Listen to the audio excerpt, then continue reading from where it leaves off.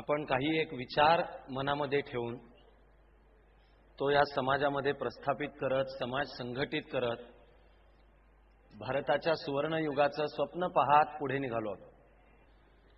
आपल्या मनात स्वप्न भारताच्या सुवर्णयुगाचं आहे.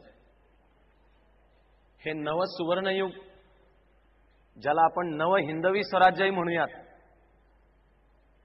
हे याच्यासाठी आपल्याकडून काय काम करूयात, तर ती प्रेरणाही घेऊ, त्याचे आधुनिक विचार शिकू आणि आपली त्याकरताची पावलं टाकू. आपण डोळ्यासमोर ठेवलं की हे 7 महापुरुष आणि त्यांच्या आयुष्याचं सिंथेसिस. म्हणजे एका बाजूला नुसती खोटी भक्ती नको, पण चिकित्सा म्हणजे द्वेषमूलक मुद्दाम धरून ठोकणेच काहीतरी असंही नको. आम्ही वर्तमान काळामध्ये एवढा महान देश होऊन बसलो आहोत की आम्ही महापुरुषांची सुद्धा वेगवेगळ्या रंगांच्या खंदकांच्या मध्ये किंवा दुकानांच्या मध्ये वाटणी केली. आम्ही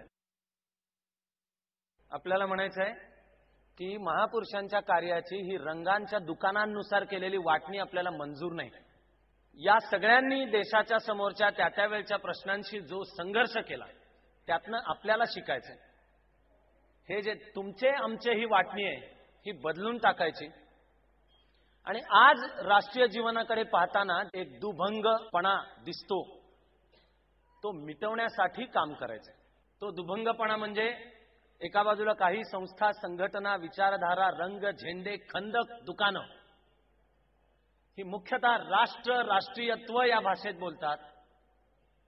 पण मग त्यांना जनसामान्यांची समतेची आकांक्षा, समाजाच्या सर्व स्तरांना निर्णय प्रक्रियेच्या मध्ये आम्हाला सामील होता आलं पाहिजे असं एक बरोबरीचं, मानाचं, सन्मानाचं स्थान यामध्ये दलित समाज, बहुजन समाज आणि स्त्री वर्ग या आकांक्षांचं तितकंसं भान केवळ राष्ट्र, राष्ट्रीयत्व ही भाषा जे बोलतात ते त्यांच्या वागण्यात दाखवत नाहीत, कामात दाखवत नाहीत. दुसऱ्या बाजूला ज्यांनी सामाजिक समता, सामाजिक न्याय, पुरोगामी इत्यादी भाषा बोलायची, हे प्रसंगी राष्ट्र, राष्ट्रीयत्व याचं भान ठेवून कामाची पावलं पुढे टाकतात असं दिसत नाही. आपल्याला आपल्या कामातून हा दुभंगपणा दूर करायचा आहे. कविवर्य कुसुमाग्रजांची ती कविता आहे. मध्यरात्र झाल्यावर शहरातले 5 पुतळे जमले आणि टिपो गाळू लागले. फुले म्हणाले, शेवटी मी झालो फक्त माळ्यांचा. टिळक म्हणाले, मी तर चित्पावन ब्राह्मणांचा. आंबेडकर म्हणाले, मी नवबौद्धांचा. शिवाजीराजे म्हणाले, मी फक्त मराठ्यांचा.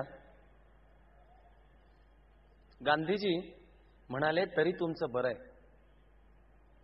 गांधीजी म्हणाले, तरी तुमचं बरं आहे, तुमच्या पाठीशी निदान एक एक जात जमात तरी आहे, माझ्या पाठीशी फक्त सरकारी कचेरीतल्या भिंती. आम्ही राष्ट्रपुरुषांची ही वेळ आणून ठेवली. आपल्या डोळ्यासमोर आहे आत्ताचा भारत. याहून कमी नाही, कदाचित जास्ती असू शकतं, ते म्हणजे संपूर्ण विश्व. पण त्या विश्वाकडे जाताना हा आत्ताचा 100, 104, 105 कोटी दर सेकंदाला आम्ही काही लाखांची त्याच्यात भर घालतो, एवढीच आमची राष्ट्रीय वाढ, जीडीपी ग्रोथ रेट. आपल्या डोळ्यासमोर वर्तमान काळातला भारत, आपल्या डोळ्यासमोर आम्ही काय करूयात हे, आणि त्याच्या सुवर्णयुगाची स्वप्न पाहण्यासाठीचा यज्ञ आपण सुरू करतो. या भारताचं सुवर्णयुगाचं स्वप्न म्हणजे अध्यात्माचं राष्ट्र. पण ज्या अध्यात्मामध्ये चातुर्वर्ण्याला जागा नाही, बोलायचा तोंडानी वेदांत, की सर्व विश्व एकाच चैतन्यापासून बनलं, मग माणसात भिंती कशा, हे खोटं आहे, ढोंग आहे. ज्या राष्ट्राच्या दैनंदिन जीवनामध्ये आमच्या दिनक्रमात ध्यानधारणा असेल, अत्याधुनिक शास्त्र तंत्रज्ञानाने सिद्ध केलेला वेदांत आणि बौद्ध विचार, जे तुमच्या माझ्या सुदैवानी 8व्या शतकामध्ये शंकराचार्यांनी मांडून ठेवलं की ते एकच आहे. पण ज्याचा ऐहिक विकासाला विरोध नाही सोडाच ऐहिक विकास झालाच पाहिजे. सुवर्णभूमी, सोन्याचा धूर निघणे, श्रीमंती, पैसा, ती नीतिमंत श्रीमंती हवी का नको, हवी. पण त्या श्रीमंतीचे म्हणजे आर्थिक विकासाचे, ऐहिक विकासाचा वाटा समाजातल्या सर्व घटकांना समतापूर्ण पोचला पाहिजे. तू जन्माला काय आडनाव घेऊन आलास, तुझ्या कातडीचा रंग कोणता आहे, तू कोणाचा कोण, यावरनं तुला मिळणाऱ्या संधी आणि समाजातलं तुझं स्थान ठरता कामा नये. माणूस म्हणून तुझ्या गुणवत्तेचं नाणं खणखणीत सोळा आणि वाजव आणि तुझं गुणवत्तेच्या आधारावरचं उचल. एवढंच नाही तर ती गुणवत्ता मिळवायला जे संधी उपलब्ध पाहिजेत त्या समाजातल्या सर्व घटकांना समतापूर्ण उपलब्ध आहेत, असं परंपरेतलं जे चांगलं आहे तिच्याशी नाळ न तुटलेलं आधुनिकातलं आधुनिक राष्ट्र, त्याला म्हणतो आपण हे सुवर्णयुग. उदारीकरणाचं युग, जागतिकीकरणाचं युग, शास्त्र तंत्रज्ञान, information technology, bio informatics, genetics. आपल्याला नुसती भूतकाळाची पूजा बांधायची आहे काय? आपल्याला हा वर्तमान काळातला 100 कोटींचा भारत, त्याचा भविष्य काळ, त्यामध्ये मला माझ्या परीने स्वतःला ओळखून जीवनामध्ये जे क्षेत्र निवडीन त्या क्षेत्रात उत्तमता आणि प्रतिभेची उंची गाठता येणे, यालाच आपण देशभक्ती म्हणतो. अशा वेळी पहिला मुजरा शिवाजी महाराजांना करायचा नाही तर कोणाला करायचा? पटत नाही म्हणाला, पटत नाही अभ्यास करताना की आमच्या देशाच्या इतिहासात हा नुसता महाराष्ट्राचा नेता नाही, हा नुसत्या भारताचा नेता नाही, जगाच्या इतिहासाच्या पानांचा अभ्यास केला तर शिवाजी महाराजांच्या सारखा नेता सापडत नाही, शोधून सापडत नाही. शिवाजी महाराज हे नाव ऐकल्यानंतर ज्याच्या अंगावर सरसरून काटा येत नसेल त्यांनी लकडी पुलावरून उडी मारून जीव दिला पाहिजे. पण हा अंगावर येणारा जो सरसरून काटा, ह्याच्याबरोबर काम करायचं. आपल्याला शिवाजी होण्याची जिद्द बाळगत, पण तो शिवाजी आपल्याला समजावून घ्यायचा आहे. आम्ही लहानपणापासून ऐकत आलो की आम्हाला हिंदवी स्वराज्य स्थापन झालेलं हवं असतं, त्यासाठी शिवाजींनी जन्मही घ्यावा आपण शेजारच्या घरात. माझ्या घरामध्ये डॉक्टर, इंजिनियर, तू तुझं बघ, तुझं करिअर, तुझा बंगला, तुझं घोडागाडी, लाल दिव्याची गाडी, पेपरला छापून येणारं नाव, गळ्यामध्ये पडणारे हार. हिंदवी स्वराज्याची स्थापना दुसरा कोणीतरी करेल, तू शिवाजी होण्याच्या नादाला लागू नको. भारताच्या इतिहासाकडे पाहताना दिसतं की एका बाजूला आमचा हाच समाज की ज्याला नुसतं शतकानुशतक नाही, हजारो वर्ष पुन्हा पुन्हा वैदिक ऋषींच्या पासून बाबासाहेब आंबेडकर आणि जयप्रकाश नारायणांच्या पर्यंत आणि पांडुरंग शास्त्री आठवले धर्माचा खरा अर्थ समजावून सांगतात. आणि आम्ही पुन्हा पुन्हा तो विसरून फक्त कर्मकांड, फक्त जातीपाती, फक्त विषमता, फक्त खोटेपणा, दंभ आणि ढोंग ह्याच्यात आम्ही कसे जातो? माझ्यातील धस्स होतं. आपल्याला शतकानुशतक्या सगळ्यांनी सांगितलं की कपाळाला टिळा लावणं म्हणजे धर्म नाही, गळ्यातली माळ म्हणजे धर्म नाही, जे का रंजले गांजले त्यासी म्हणे जो आपुले, तोची साधू ओळखावा, देव तेथेची जाणावा, किंवा बोले तैसा चाले त्याची वंदावी पावले. तरी आम्ही पुन्हा पुन्हा आम्ही त्या जातीपातींवर जातो. वळचणीचं पाणी आढ्याला जातं. माणसाचं मूल्यमापन करताना आम्हाला त्याच्या आडनावापलीकडे पाहता येत नाही, आडनावाच्या अलीकडे पाहता येत नाही. आम्ही आडनाव कळल्यानंतरच त्याला कोणत्या कप्प्यात बसवायचं ते ठरवतो. मी याला नाव दिलेलं आहे की आमची सौंदर्यदृष्टीची चातुर्वर्ण्य व्यवस्था आहे, आणि त्या चातुर्वर्ण्य व्यवस्थेत माणसाला कुठे बसवायचं कळल्याशिवाय आम्ही त्या माणसाचं मूल्यमापनच करू शकत नाही. आम्ही त्या माणसाला याला आपला म्हणायचं का नाही हे कशावरनं ठरतं? त्यावरनं ठरतं. अशा नितांत बेसावध सतत आपसात फुटलेल्या शत्रूकडे लक्ष नाही, जगात काय घडतंय लक्ष नाही, अत्याधुनिक शास्त्र तंत्रज्ञान कुठे जात आहे लक्ष नाही, अशा समाज व्यवस्थेत अचानक एक शिवाजी राजा निर्माण होतो, तो कुठल्या कुठे घेऊन जातो आपल्याला. आणि तरी पुन्हा 70-80 वर्ष नंतर पाहावं तर पुन्हा आम्ही मूळ वळणालाच, पुन्हा जातीपाती, पुन्हा ब्राह्मणी वर्चस्वाच्या कल्पना, पुन्हा माणसा माणसातली फूट. आणि मग आम्हाला आमच्या स्वकीयांच्यापेक्षा इंग्रज सरकार जवळचं वाटतं. आत्ता पुन्हा त्यातनं स्वतंत्र होतो असं वाटावं, तोवर आमची आज 21व्या शतकात वाटचाल नव्या जातीव्यवस्थेकडे चाललेली आहे का एका समतापूर्ण विश्व जिंकण्याची उदात्त इच्छा बाळगणाऱ्या समाजाकडे चाललेली आहे? मला काही काही घटना पाहिले की धस्स होतं. एका बाजूला हे शिवाजी महाराज आणि दुसऱ्या बाजूला आमचेच काही आहेत, मित्रच आहेत, ते जाणकार आहेत, कोणत्याही अनादराने मी त्यांच्याबद्दल बोलत नाही, पण ते म्हणतात की महाराष्ट्रातला मराठा समाज हा हिंदू धर्मावरच्या ब्राह्मणी वर्चस्वाला कंटाळलाय, तो आता हिंदू धर्मापासून फुटून निघू इच्छितो, आता तोला वेगळा धर्म स्थापन करायचा आहे. त्यांच्या त्या धर्माचं नाव शिवधर्म आणि त्याचा विश्व जगद्गुरू शिवाजी महाराज.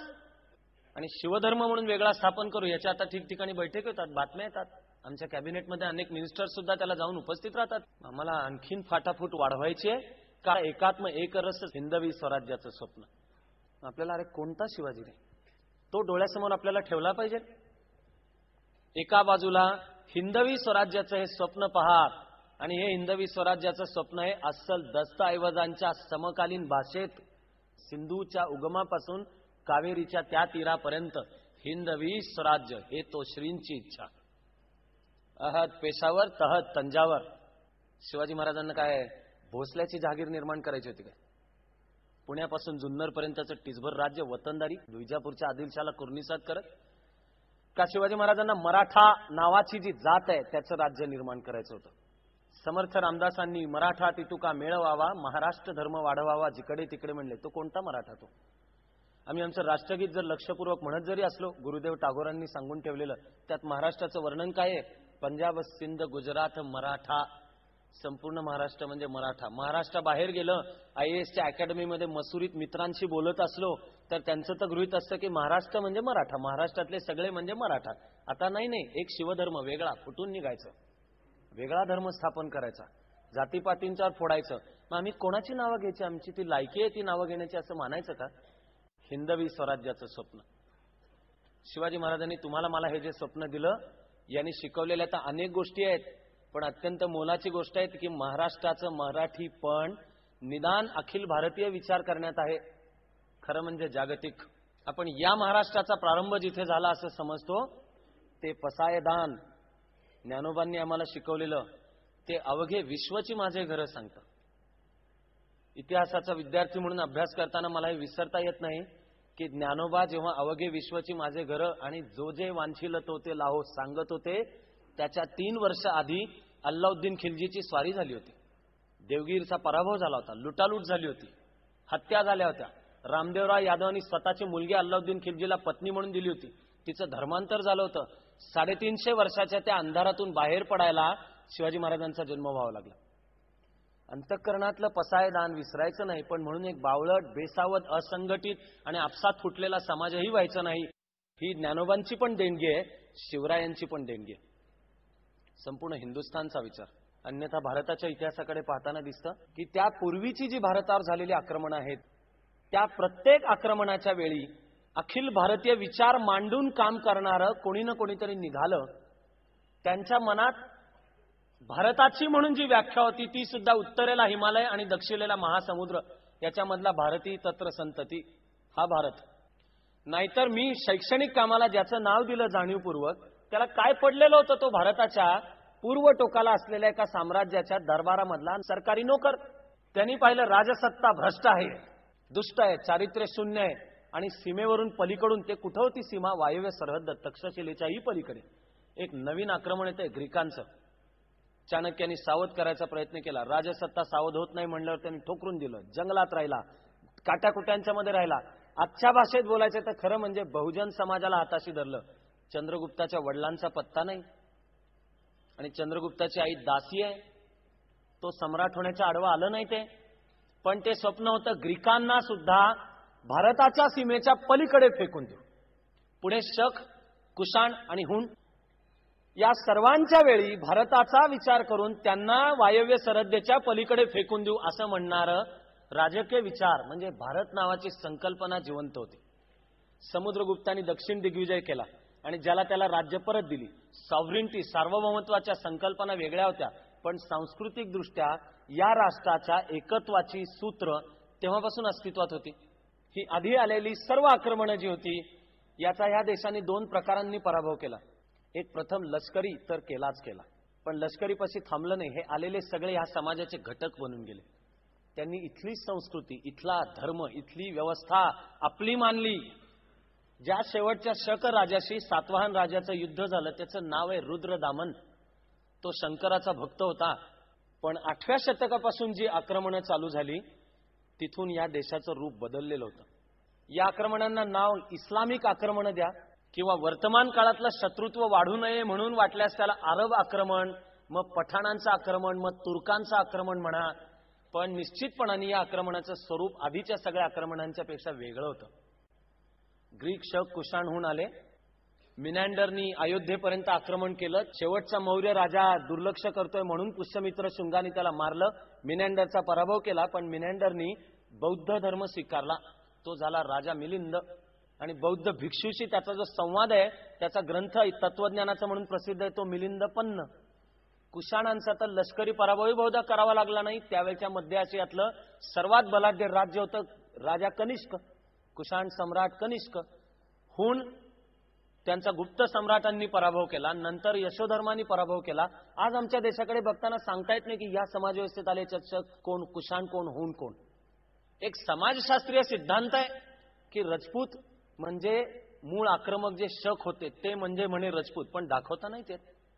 राजपूत आपली परंपरा सांगताना सांगतात आम्ही सूर्यवंशी, प्रभू श्रीरामाचा वंश, सिसोदिया, शिवाजी महाराज सुद्धा गागा भट्टांनी जो वंश सिद्ध केला तो म्हणजे ते म्हणले प्रभू श्रीरामांच्या इक्ष्वाकू वंशातले सूर्यवंशी. सिसोदिया घराणं जेव्हा चितोड कोसळलं त्यावेळेला ज्या 2 राजपूत शाखा होत्या त्यातली एक महाराष्ट्रात आली, ते म्हणजे पुढे भोसले, ते म्हणजे शिवाजी महाराज. हे गागा भट्टांनी मांडून दाखवलं. पण 8वं शतक येईपर्यंत जे आक्रमणाचं स्वरूप होतं हे पूर्ण वेगळं होतं. कोणी म्हणेल ते धर्माचं आक्रमण होतं. मोहम्मद पैगंबराच्या प्रेरणेतून जे म्हणले आता आपल्याला सत्य कळलंय, हे ईश्वराने येऊन सांगितलं आणि हे विश्वाला सांगा. इस्लाममध्ये समता आहे, इस्लाममध्ये जातीभेद नाहीत, इस्लाममध्ये वंशभेद नाहीत. एकदा तुम्ही मुस्लिम झालात की तुम्ही आपले. तिथे चातुर्वर्ण्य नाही, भिंती नाहीत, एक ईश्वर, तो निर्गुण निराकार, एक पुस्तक ते कुराण, त्याचा एक प्रेषित ला इलाही इल्लिल्लाह मुहम्मदुर रसूलिल्लाह, हे घेऊन प्रेरित झालेला एक समाज दुसऱ्या समाज आणि संस्कृतीवर आक्रमण करत येत त्यांना पर्याय देत होता की एका हातामध्ये तलवार आहे, एका हातात कुराण आहे. हे ईश्वराने दिलेला संदेश आहे, तो ऐक. ऐकत नसला असतं मात्र तुला दुसरा पर्याय तुझी मान उडवतो. 8व्या शतकात जेव्हा सिंधवर पहिलं आक्रमण आहे त्यावेळेला दक्षिण भारतामध्ये शंकराचार्य अद्वैत वेदांताचा विचार सांगत होते आणि विचारांनी भारत जिंकत होते. या आक्रमणाचा अर्थ ना तेव्हा कळला, ना कोणाला आज द्वेष न करता बाळगायचा असेल तरी कळला का नाही प्रश्न आहे. त्यावेळेला भारत नावाची एक संकल्पना विसरल्यासारखं झालं. त्याच्या आधी आम्ही गणित, धातुशास्त्र, विज्ञान, तंत्रज्ञान, आम्हाला पृथ्वी गोल आहे माहिती होतं आणि पृथ्वी सूर्याभोवती फिरते माहिती होतं. आम्हाला a² + b² = c² माहिती होतं. गणिताची मूळ शुल्ब सूत्र आम्हाला ज्ञात होती. पण आम्हाला असं वाटू लागलं की आमचीच काय ते संस्कृती सर्वश्रेष्ठ. गझनीच्या महम्मदाबरोबर जो विद्वान आक्रमण करत पण भारतात आला, अल बेरुनी, त्यांनी ग्रंथ लिहून ठेवलाय आणि त्यांनी भारताचं वर्णन केलंय. मला त्यातले 2 मुद्दे लक्ष द्यावं असे वाटतात. एक मुद्दा आहे तो म्हणतो ह्यांची संस्कृती, यांचा देश आहे महान, श्रीमंत आहे, महान आहे, जगभर त्याचा डंका आहे, पण यांना असं वाटतं की आमचीच संस्कृती काय ती श्रेष्ठ, जगात काय चाललं इकडे त्यांचं लक्ष नाही. त्याची आपण किंमत मोजली, गेली 1000 वर्ष त्याची किंमत मोजतो. पण अल बेरुनींनी जाता जाता सांगून ठेवतो की असं पण सांगितलंय की भारतीयांचं सर्वात मोठं वैशिष्ट्य काय आहे. अल बेरुनींनी वापरलेले शब्द आहेत, ही माणसं दिलेला शब्द पाळणारी माणसं आहेत. चौपाईमध्ये वर्णन काय आहे, रघुकुल रीत सदा चली आई, प्राण जाई पर वचन न जाई. पण जगाकडे दुर्लक्ष झालं की आमची ही जी चातुर्वर्ण्यावर, जातीभेदावर आधारित समाज व्यवस्था होती ही कधी कडक होत गेली. वेशीबाहेर कधी महारवाडे मांगवाडे झाले, कधी स्त्रीचं समाजातलं जे समतापूर्ण स्थान होतं, जनक राजाच्या दरबारामध्ये आपल्या पतीला सुद्धा खडसावणाऱ्या, वेदांमधल्या ऋचा रचणारी स्त्री आणि वेदांमधले सर्व ऋषी हे जातींची भाषा बोलायची तर सर्व जातींचे आहेत, ती अजून आडवं येत नव्हतं. जाती व्यवस्था नावाचं जे अगम्य कोड आहे भारतासमोरचं आणि या देशाला असलेला सर्वश्रेष्ठ शाप आहे, तो पक्का होत गेला. आणि मग जे आक्रमण होतं ते एका समतापूर्ण व्यवस्थेचं होतं. याला प्रतिकार करताना संपूर्ण भारताची एकात्मता डोळ्यासमोर ठेवून त्याचा राजकीय आणि लष्करी सुद्धा पराभव करू हे स्वप्न विसरल्यासारखं झालं. स्वतंत्रपणे दाहीर लढला, स्वतंत्रपणे जयपाळ आनंगपाळ लढला, स्वतंत्रपणे पृथ्वीराज चव्हाण लढला आणि आम्ही आमच्या धर्मांच्या कल्पनांना कवटाळून राहत शरण आलेल्या शत्रूला माफ करायचं असतं हे सगळं बाळगत आम्ही राहिलो. शिवाजी महाराजांची सर्वश्रेष्ठ ऐतिहासिक कॉन्ट्रीब्युशन, योगदान हे मानायला लागेल की त्यांनी तुम्हाला, मला, या देशाला, या भारताच्या एकात्मतेच्या स्वप्नाची परत आठवण करून दिली. 16 वर्षाची पोरं उद्ध्वस्त झालेल्या भोसल्याच्या जहागिरीत बंगळुरूला राहणाऱ्या वडिलांनी पाठवलं. त्याच्या आधी आदिलशहानी गाढवाचा नांगर फिरवला होता पुण्यावरून. दादोजी कोंडदेव आणि जिजाऊ माता यांच्या मार्गदर्शनाने या पोरांनी सोन्याचा नांगर लावला. तो डोंगर दऱ्यांच्या मध्ये गेला, मावळ्यांच्या मांडीला मांडी लावून बसला. कहाणी म्हणून ऐकताना छान वाटतं. आपण विसरतो की हा होता भोसले जागीरदार, पण तो गेला ना 12 मावळांच्या मध्ये, वड पिंपळाच्या पारांच्यावर बसला ना, सर्व लोकांच्या मध्ये बसला, कीर्तनांना जाऊन बसला. लोकांना अप्रूप वाटे की भोसल्याचं पोर आपल्या बरोबर येऊन बसतं, मीठ भाकरी खातं. या साध्या साध्या झोपड्यांच्या मध्ये जिथे ज्ञानेश्वरीचे सप्ताह घालायला सुद्धा विजापूरच्या आदिलशाची बंदी होती, त्या सामान्य झोपड्यांमध्ये, साध्या घरांच्या मध्ये, शेतकऱ्यांच्या मध्ये हा राहतो. आणि या 16 वर्षाच्या पोरांनी पाहिलं आणि समाजाला स्वप्न दिलं, हिंदवी स्वराज्याचं स्वप्न होतं. आम्हाला पुन्हा पुन्हा बेसावध होत राहिलेल्या समाजाला राजकीय आणि लष्करी सुद्धा स्वप्न दिलं. त्याच्या आधीच्या मध्ययुगामध्ये भारताच्या वेगवेगळ्या भागामध्ये संत महंतांनी उपाय शोधला, तो सांस्कृतिक प्रतिकाराचा उपाय होता. ईश्वराच्या दरबारात आपण सर्व एक. महाराष्ट्रातला वारकरी संप्रदाय, दक्षिण भारतामधली सुद्धा भक्ती चळवळ, नयनार, अलवार संत मंडळी, त्यागराज, तिरुवल्लर, गुजरातमध्ये नरसिंह मेहता, राजस्थानमध्ये मीराबाई, हिंदी प्रदेशामध्ये संत सूरदास, कवी कुलगुरू तुलसीदास, बंगालमध्ये गौरांग प्रभू चैतन्य, आसाममध्ये शंकरदेवराय, सगळे आपापल्या भाषेत जे मांडत होते तो मुळातला अद्वैत भक्तीचा, वेदांताचा, ईश्वर निर्गुण निराकार आहे, तुम्हाला हव्या त्या रूपात, सगुण साकार रूपात तुम्ही त्याची पूजा करू शकता, आपण ईश्वराच्या दरबारात सर्व एक. ज्ञानोबांच्या पासून ज्ञानदेवे रचिला पाया आणि तुका झालास एक कळस, ही भागवत संप्रदायाची जी इमारत आहे त्या वारकरी संप्रदायाने आपल्याला दिलेली ही महान देणगी आहे. ती म्हणजे निदान अध्यात्माच्या पातळीला सामाजिक एकात्मता आणि समतेची जाणीव जागी ठेवली. आमच्या मनांच्या मधलं हे विष जोपर्यंत जात नाही तोवर भारताचं हे नवं सुवर्णयुग सुरू नाही होणार आहे.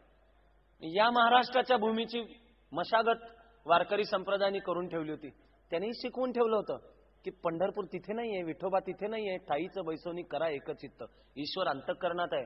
आम्हाला सांगून ठेवलं त्यांनी, कांदा मुळा आणि भाजी अवघी विठाबाई माझी, तुझं कर्तव्य हा ईश्वर आहे. आम्ही तेवढं सगळं विसरलो आणि टाळ कुटणं, पंढरपूरच्या त्या विठोबाचं दर्शन, वारीमध्ये एकत्र निघालो तरी मनांच्या मधली जात नाही, विषमता जात नाही. मग न्यायमूर्ती रानडेंनी मराठा सत्तेचा उदय मध्ये सांगून ठेवलं की शिवाजीच्या उदयाच्या आधी महाराष्ट्राच्या या समाज मनाची मशागत संत महंतांनी केली. इतिहासाचार्य राजवाडेंना हे पसंत नाही. ते म्हणतात उलट संत महंत टाळकुटे होते, उलट त्यांनी समाजाला ठेविले अनंते तैसेचे राहावे हे शिकवलं. शिवाजी सारखा महापराक्रमी निघाला आणि समर्थ रामदासांच्या सारखा चोख व्यवहार सांगणारा आणि व्यवहारातला अध्यात्म सांगणारा निघाला, म्हणून हिंदवी स्वराज्य उभं राहिलं. पण इस्लामचं जर धार्मिक आणि आध्यात्मिक जे आक्रमण होतं, याला या वेदांताच्या विचारांच्या मधून संत महंतांनी उत्तर देत सांगितलं. यावर शिवाजी महाराजांच्या हिंदवी स्वराज्याची इमारत उभी राहिली. सावधता, सामाजिक समता, भाषण देत शिवाजी महाराज फिरले नसतील, पण आम्ही किती बेसावध. पहिले आक्रमण 8वं शतक, मग 200-250 वर्ष शांत गेली. मग गझनीचा मोहम्मद, तो कुठला होता हो? अफगाणिस्तान बौद्ध होता आधी. संपूर्ण इस्लामच्या परंपरेमध्ये बुत शिकन हा जो शब्द येतो, बुत म्हणजे मूर्ती फोडणारा, शिकन बुत परस्त म्हणजे मूर्ती पूजक. बुत शिकन हा शब्द आलाय मूळ बुद्धवर्ण, बुद्धाला तोडणारा, फोडणारा. ते तेव्हापासून तालिबान पर्यंतची जी परंपरा आहे बामियांचा, जगातला सर्वात मोठा बुद्धाचा पुतळा उद्ध्वस्त करण्याची, आज ऐकायला आश्चर्यही वाटेल त्यांना. माझ्या मनासकट दुःख पण वाटेल की अफगाणिस्तान बौद्ध होता, तो झालाही मुस्लिम. गझनीचा मोहम्मद निर्माणही तिथूनच झाला. त्यांनी 25 वर्षात 17 आक्रमणं केली, लुटालूट केली, सोरटीचं सोमनाथ लुटलं, इथून गुलाम नेले, पुरुषांच्या कत्तली आणि स्त्रियांना गझनीच्या बाजारात विकायला उभं केलं. जगातले गुलामांचे भाव गझनीच्या मोहम्मदांनी बाजारात भारतातून लुटून नेणाऱ्या स्त्रियांना विकायला उभे केले म्हणून कोसळले. Law of demand and supply. आणि छातीत धस्स होईल अशी आक्रमण होती. परवा लखनौमध्ये सिमी नावाची जी संघटना आहे, आता त्याच्यावर बंदी आहे, तिचा जो भारताचा प्रमुख, तो जाहीर प्रेस कॉन्फरन्स घेताना सांगतो की भारताच्या प्रश्नांना उत्तर काय आहे? गझनीचा मोहम्मद. त्याचं डेअरिंग आहे. 2002 आणि 2003 सालात सुद्धा भारताच्या प्रश्नांच्या वरचं उत्तर गझनीचा मोहम्मद. आम्ही जर बेसावध राष्ट्र राहणार असलो, इतिहासापासून काही शिकणारच नसलो तर मग उत्तर हिंदुस्थानमध्ये राजपूत राजे आहेत. पृथ्वीराज चौहान सर्वात बलाढ्य आहे. शहाबुद्दीन घोरी चाल करून आला तेव्हा पृथ्वीराज चौहानच्या नेतृत्वाखाली सगळे राजपूत राजे एकत्र झाले, लढले आणि त्यांनी शहाबुद्दीन घोरीचा सपाटून पराभव केला. हातापायामध्ये बेड्या घालून शहाबुद्दीन घोरीला समोर आणलं. शहाबुद्दीन घोरी पृथ्वीराजाला म्हणाला की माझं चुकलं, आत्ता सोड, पुन्हा नाही येणार. आमची जी युद्धाची परंपरा होती तिने सांगितलं होतं शरण आलेल्याला सोडून द्यायचं असतं. त्याला सोडून दिलं. त्यानंतर आद्य हिंदी चित्रपट चालू होतो, पण तो आद्य हिंदी चित्रपट ही भारताची ट्रॅजेडी आहे. दिल्लीच्या पलीकडचं राज्य कनौज, त्याचा राजा जयचंद राठोड, त्याची मुलगी सुंदर, ती विवाहाला आलेली. संपूर्ण हिंदुस्थानमधल्या राजांचं तिच्यावर लक्ष, तिचं स्वयंवर मांडलं. पण म्हणजे स्वयंवर आहे, स्त्रीला स्वतःचा वर निवडण्याचा अधिकार आहे. तिचं प्रेम पृथ्वीराजावर. पण जयचंदाला आपली मुलगी पृथ्वीराजाची पत्नी झालेली नको होती. का नको होती? जात जुळत नाही, जात पदर जुळत नाही. पृथ्वीराजा असेल त्यावेळेच्या उत्तर भारतामधला सर्वात बलाढ्य राजा, आणि शहाबुद्दीन घोरी चाल करून आला तर आम्ही सगळे त्याच्या नेतृत्वाखाली लढू, पण माझी मुलगी त्याच्या घरात नाही देणार. पदर जुळत नाही. आम्ही 96 कुळी, तो 92 कुळी किंवा कुणबी. पृथ्वीराजाचा अपमान करायला त्यांनी स्वयंवरामध्ये दारापाशी पुतळा करून लावला. व्यवस्थित योजना करून पृथ्वीराजा आला, संयोगितेला पळवून घेऊन गेला आणि नंतर प्रणय क्रीडांच्या मध्ये गुंगून गेला. आता जयचंद राठोडनी शहाबुद्दीन घोरीला परत बोलवलं. अपमान, खानदान की इज्जत मिट्टी में मिला दी. आणि देशाच्या एकात्मतेपेक्षा जातीचा ज्वलंत अभिमान. जात न जुळणाऱ्या मुलांनी माझी मुलगी पळवून नेली काय? संपूर्ण देशाचा घात झाला तरी चालेल, पण मी शत्रूला आत बोलीन, वाघाला चूड दाखवून घरात बोलवीन. शहाबुद्दीन घोरीला तिसऱ्यांदा बोलवलं जयचंदने. नुसतं बोलवलं नाही, त्यावेळपर्यंत बलाढ्य समजल्या जाणाऱ्या राजपूत सैन्याचा पराभव कसा कर हे जयचंदानी शहाबुद्दीन घोरीला शिकवलं. हत्तींचं दळ असायचं आणि ते असं झुलत झुलत निघालं सैन्यावर चाल करून, की ते समोरून आक्रमण करणाऱ्या सैन्याला कळायचंच नाही आता याला काय करायचं. जयचंदानी शहाबुद्दीन घोरीला शिकवलं की घोडदळ लांबून तिरंदाज असलेले आणि बाणाच्या टोकाला गुंगी आणणारं मादक द्रव्य किंवा विष लावलेले बाण, असं हत्तींचं गंडस्थळावर असे बाण मार. परिणाम काय होणार आहे? हत्ती तोंड वळवणार, सैरावैरा पिसाळून धावत सुटणार. जे राजपूत सैन्य बलाढ्य पराक्रमी आणि अजिंक्य समजलं जाणार ते पळत सुटणार. 1193 मध्ययुगातल्या सगळ्या लढायांची ही वर्णनं समान सापडतील की आम्ही बेसावत, शत्रू येतोय, तो नवीन शास्त्र तंत्रज्ञानासकट येतोय, युद्धतंत्र बदलतंय, त्याची समाज व्यवस्था वेगळी आहे, त्याचा विचार वेगळा, आम्ही अभ्यासच करायला तयार नाही त्याचा, तरीही युद्ध होत आहे. सायंकाळचा पहिला प्रहर चालू होईपर्यंत भारतीय सैन्य जिंकतंय. मग लांबून कोणीतरी पाहतो की हत्तीवर बसलेला पृथ्वीराजा. हेही शिकवलं जयचंदानी की भारतीय सैन्य जे लढतं हे विचारासाठी नाही लढत, ध्येयासाठी नाही लढत. त्याचं लढण्याचं आद्य तत्व आहे स्वामीनिष्ठा. आणि एकदा का नेत्याला पकडलं की आम्ही सगळे पळ काढत सुटतो. हत्तीवर बसून युद्धाचं संचालन करणारा, नेतृत्व करणारा पृथ्वीराजा यांनी लांबून पाहिला. 40 घोडेस्वारांचं एक पथक शहाबुद्दीन घोरीने रवाना केलं की फक्त पृथ्वीराजाला पकडलं. आणि पृथ्वीराज पकडला गेला हे कळल्यावर जिंकत आलेलं राजपूत सैन्य पळत सुटलं. हातातोंडाशी आलेला विजय गमावणे, नेता पडला की पळ काढत सुटणे, मुठभर सैन्याने आमच्या भारतीय सैन्यांचा पराभव करणे, मग एक शिवाजी येतो. या सगळ्याच्या वरचं उत्तर आहे. हे सगळं पारडं फिरवणार. पटतच नाही की असा शिवाजी राजा आमच्यात होऊन गेला आणि त्यांनी आम्हाला प्रेरणा दिली, शिकवलं. पृथ्वीराजाला बांधून आणलं शहाबुद्दीन समोर. पृथ्वीराजाने आठवण करून दिली, मी तुला 2दा सोडला, आता तू मला सोड. शहाबुद्दीन घोरी म्हणला, मूर्ख आहेस, तुझ्या धर्माने तुझ्या संस्कृतीने तुला शिकवलेलं असेल आम्ही हाती आलेल्या शत्रूला सोडत नसतो. तरी आम्ही शिकलो का? महाराष्ट्रावर अल्लाउद्दीन खिलजीचं आक्रमण आहे. 1292-93 100 वर्ष होऊन जात आहेत. मध्ये यादवांचं साम्राज्य आहे, लेणी तयार होत आहेत, संपत्ती आहे, महाराष्ट्राचा व्यापार जगभर चालू आहे. यादव राजे किती महान हे संत ज्ञानेश्वर सुद्धा मानतायत. पण शत्रू विंध्य ओलांडून येणारे इकडे लक्ष नाही. अल्लाउद्दीन खिलजीचं किती सैन्य होतं? 8,000. आणि किती लढाया झाल्या यादवांच्या त्याच्याशी? 2च. एक विंध्य ओलांडल्या जे पहिलं ठाणे ते एलिचपूर, ते आताच्या खानदेशात आहे. आणि दुसरं थेट राजधानीच देवगीर, थेट राजधानीच. 40,000 सैन्य घेऊन रामदेवराय यादवाचा मुलगा राजपुत्र शंकरदेवराय यादव गुजरातवरच्या स्वारीवर गेला होता. थेट राजधानीवर दुसरा हल्ला. देवगीर अजिंक्य.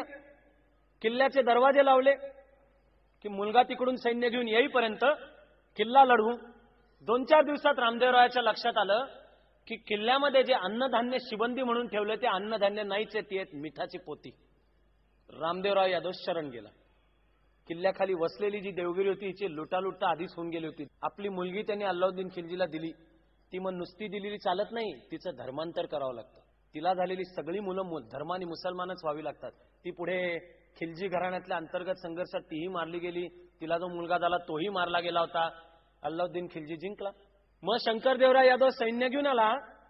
त्याला रामदेवराव यादवांनी निरोप पाठवला की तू लढू नकोस, तह झालाय आणि आता कारण नसताना कुरापत काढू नको. आवश्यक तो खजिना आणि लुटालूट घेऊन अल्लाउद्दीन खिलजी जाणार आहे आता इथून. शंकरदेवराव यादव लढला नाही. त्यावेळी लढला नाही. नंतर लढला, हरला. हरपाल देवराव यादव लढला, हरला. मग 350 वर्षाची काळ रात्र चालू झाली. आम्ही बेसावत, आम्ही आपसात फुटलेले. शिवाजी महाराजांच्या उदयाच्या पूर्वीचा महाराष्ट्र पहा, भारतीय महाराष्ट्रातला मराठा समाज पहा, तो एकमेकांच्या लग्नाच्या पंक्तींचे कत्तली करत होता. बांदल आणि जेधे पिढ्यानपिढ्यांचे शत्रू होते. शिळीमकर, भोईटे ही जी 12 मावळं नंतर जी महाराजांच्या नेतृत्वाखाली लढायला उभी राहिली, हे एकमेकाचे शत्रू होते, पिढ्यानपिढ्यांचे शत्रू होते. शत्रुत्वाचं कारण काय? माझ्या मागच्या पिढीमध्ये तू कापून काढलंस, आता लग्नाचा बिराड मी कापून काढतो. भव्य स्वप्न विसरलेलेच.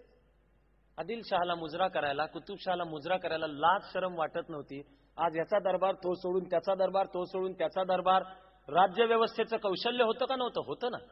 16वं शतक तर मला वाटत राहतं की सर्वात गुडुप्प अंधाराचं असावं बहुधा, म्हणजे सूर्योदयापूर्वीचं. 8व्या शतकापासून 16व्या शतकापर्यंत म्हणजे 900 वर्ष भारताच्या सीमेवर एका समाजाने येणाऱ्या आक्रमणाचा प्रतिकार केलाय. तो राजपूत इतिहास आहे. 712 नंतर बाप्पा रावळ पासून ते शेवटचा राजपूत प्रतिकार म्हणजे राणा प्रताप आणि हळदीघाटची लढाईचं वर्ष आहे 1576. दक्षिणेमध्ये अल्लाउद्दीन खिलजीचं आक्रमण झालं. तो आणखीन दक्षिणेमध्ये पुढे गेला. भारताच्या इतिहासात इतर ठिकाणी घडलं नाही ते निदान दक्षिणेत घडलं. ते म्हणजे अनेक छोटे छोटे राजे एकत्र आले. हा धोका लक्षात घेतला. म्हणले आता आपण आपसात लढून चालणार नाहीये. ते एकत्र आले. होयसाळ राजा वीर बल्लाळ तिसरा याच्या नेतृत्वाखाली त्यांनी एक सेना तयार केली. ते एकत्र झाले. त्यांचे सेनापती म्हणजे हरिहर बुक्क, त्यांनी आधी खिलजींचा नंतर तुघलकांचा पराभव केला आणि विजयनगरचं साम्राज्य स्थापन केलं. त्या साम्राज्याला विजयनगर हिंदू साम्राज्य म्हणून घ्यायची लाज वाटत नव्हती, पण विजयनगर मध्ये मशीद सुद्धा होती. ते विजयनगर 1325 ते 1565, 23 जानेवारी 1565 तालिकोटची लढाई. का? Over confidence. रामरायाला वाटत होतं कसा पण हरवीन. 5ही बहामनी राज्य एकत्र आली आणि पराभव. त्या लढायांच्या मध्ये मराठे आहेत. दोन्ही बाजूंनी मराठे आहेत. म्हणजे युद्धशास्त्र, प्रशासनाचं शास्त्र, राजकारण या सगळ्यामध्ये मराठा समाज उदयाला तर येतोय, पण त्याच्या सर्व ऊर्जा एकत्र आणून त्याला एक समान स्वप्न अजून पडत नव्हतं. त्या स्वप्नाचं नाव आहे शिवाजी महाराज. हिंदवी स्वराज्य या स्वप्नाचं नाव आहे भारताच्या एकात्मतेच्या कल्पनेचं पुनःस्थापन. शिवाजी महाराजांच्या ह्या संकल्पनेमध्ये हे लष्करी पण प्रतिकार आहे, हा वैचारिक पण प्रतिकार आहे. तुम्ही हवा असेल या आक्रमणाला नाव इस्लामचं द्या, अथवा वर्तमान काळात अनावश्यक शत्रुत्व निर्माण व्हायला नको अशा एका संकल्पनेने त्याला वेगळं नाव द्या, हरकत नाही. त्यांनी अरब, तुर्क, पठाण, मूळ मुद्दा नाही विसरत. हा जो बरोबर समतोल आहे तो महाराजांच्या धोरणांच्या मध्ये. शिवाजी महाराजांच्या संपूर्ण कामामध्ये कुठेही धर्म म्हणून इस्लामचा द्वेष दिसत नाही. कोकणामधले एक सद्गुरू, एक धार्मिक व्यक्ती बाबा याकूत यांना शिवाजी महाराज जाऊन वंदन करत असत. महाराजांच्या घोडदळाचा पहिला प्रमुख, त्याला सरनोबत म्हणतात, याचं नाव आहे नूरखान बेग. शिवाजी महाराजांनी आरमार निर्माण केलं.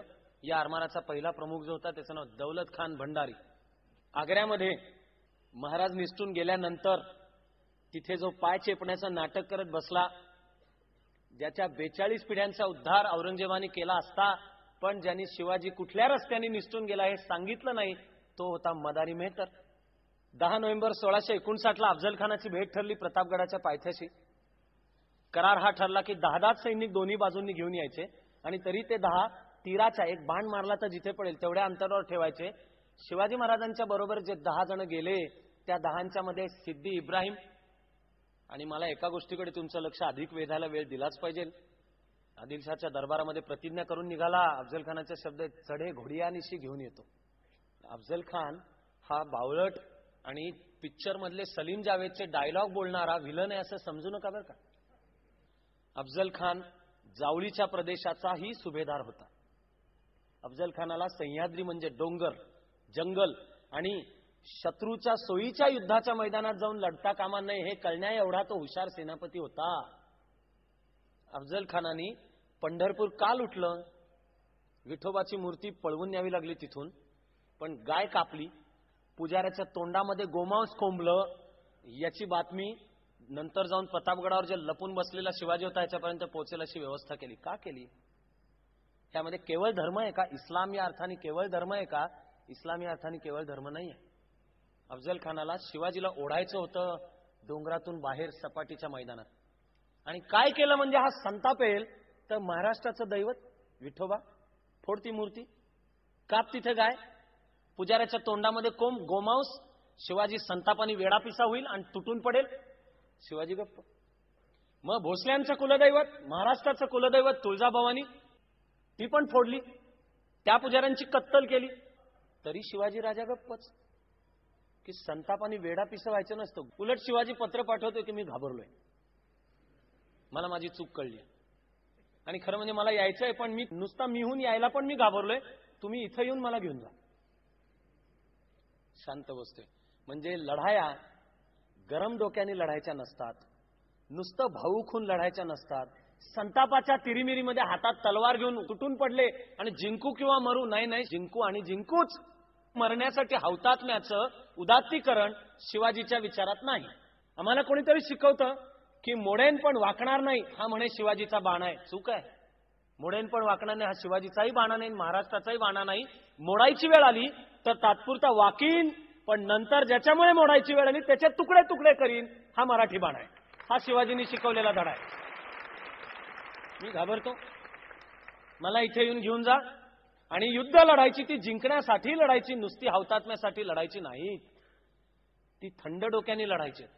त्यात सेनापतित्व आहे.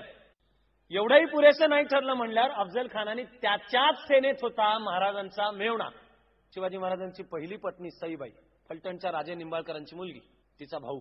तो लढत होता अफजल खानाकडनं. त्याची चूक काय होती? त्याची चूक होती शिवाजीच्या बायकोचा तो भाऊ, म्हणून त्यांनी सक्तीने धर्मांतर केलं.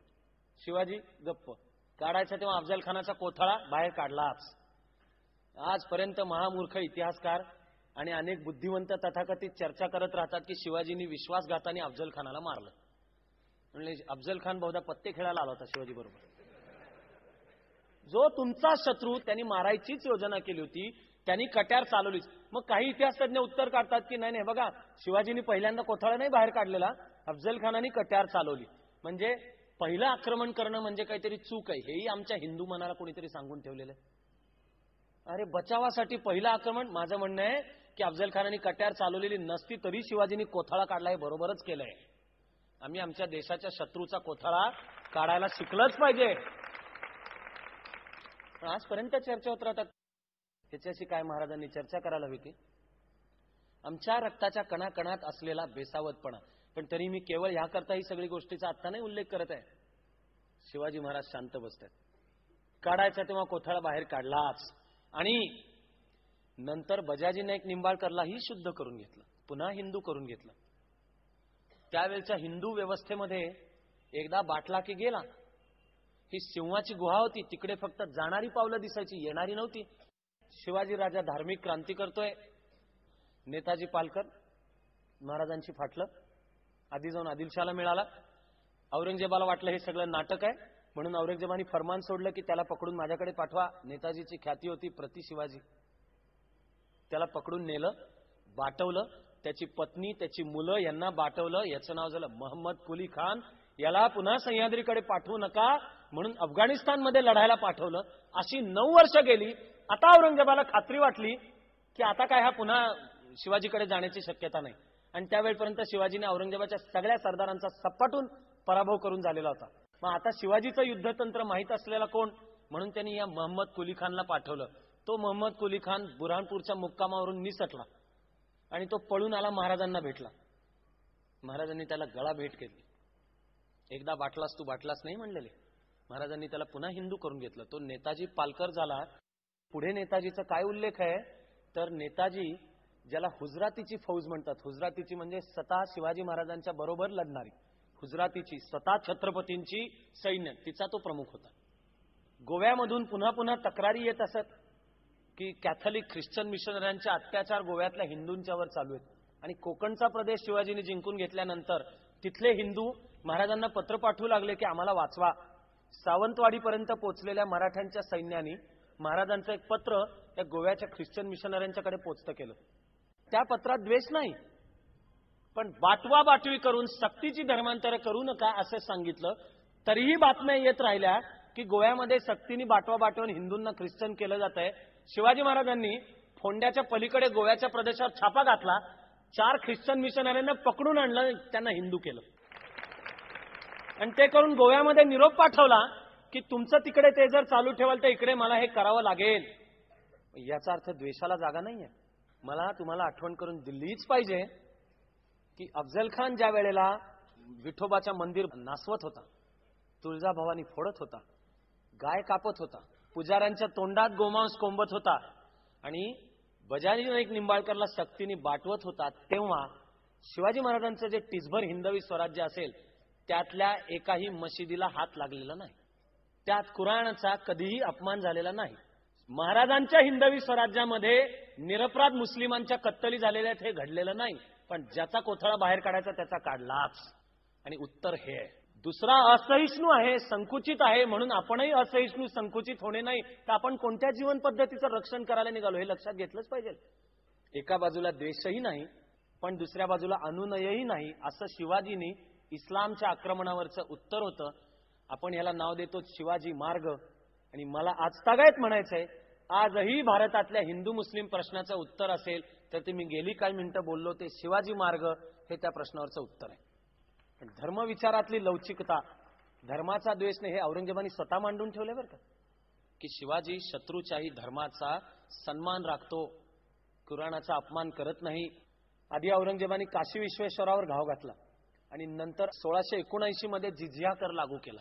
त्यावेळेला शिवाजी महाराजांनी औरंगजेबाला पाठवलेलं एक पत्र आहे. खरं म्हणजे ते अंतःकरणावर कोरून ठेवावं इतकं ग्रेट पत्र आहे. त्या पत्रामध्ये मी तुम्हाला आधुनिक मराठी भाषेमध्ये त्याचा अर्थ सांगतोय. आधी शिवाजी महाराजांनी त्या पत्रात वर्णन केलंय की तुमच्या राज्यामध्ये शेतकऱ्याची दैना आहे, पिकं नीट येत नाहीयेत, दुष्काळ आहे आणि अशामध्ये तुम्ही आणखीन सामान्य माणसांना लुटून त्यांचा ज्यांच्याकडनं जिझिया काय गोळा करताय असा मुद्दा सांगून झाल्यावर महाराज त्या पत्रात म्हणतात की गोरगरिबांच्याकडनं पैसा गोळा करावा इतकी गरिबी मुघलांच्या खजिन्याला आली काय. डेफिसिट, कृष्णा व्हॅलीकडचा पैसा सरकारी कर्मचाऱ्यांच्या पगारांसाठी वळता करा. शिवाजी महाराज सांगतात जिझिया कर बसवतात हे चूक आहे. आणि महाराज औरंगजेबाला सांगतायत की अकबराचा आदर्श डोळ्यासमोर ठेवा, त्यांनी सर्व धर्मांचा सन्मान राखला, सर्वांना त्याच्या दरबारात स्थान होतं म्हणून मुघल साम्राज्य टिकलं. तुम्ही जर ते मोडाल तर मुघल साम्राज्याचा नाश होईल. औरंगजेबाने अर्थातच ऐकलं नाही आणि पुढे जो नाश घडायचा तो घडला. नुसता घडला नव्हे, औरंगजेबाचं थडकं मराठ्यांनीच गाडलं, इथेच गाडलं, 30 वर्ष लढ्यामध्ये गाडलं. धर्मविचाराचा, जीवन पद्धतीचा सुद्धा समतोल आहे. आपण याला नाव शिवाजी मार्ग हे देतो.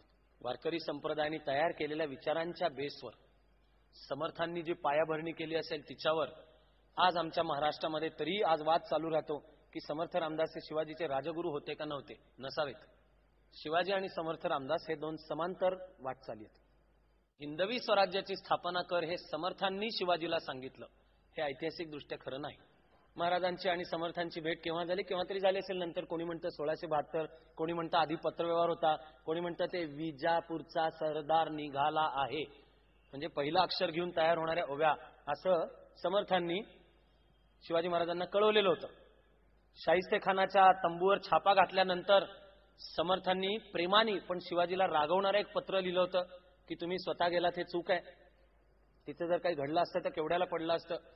शाहिस्ते खानाची 3 बोटं तुटली, तुम्ही आलात हे ठीक आहे, लाख मरोत पण लाखांचा पोशिंदा न मरो आणि सावधपणाने लढलं पाहिजे.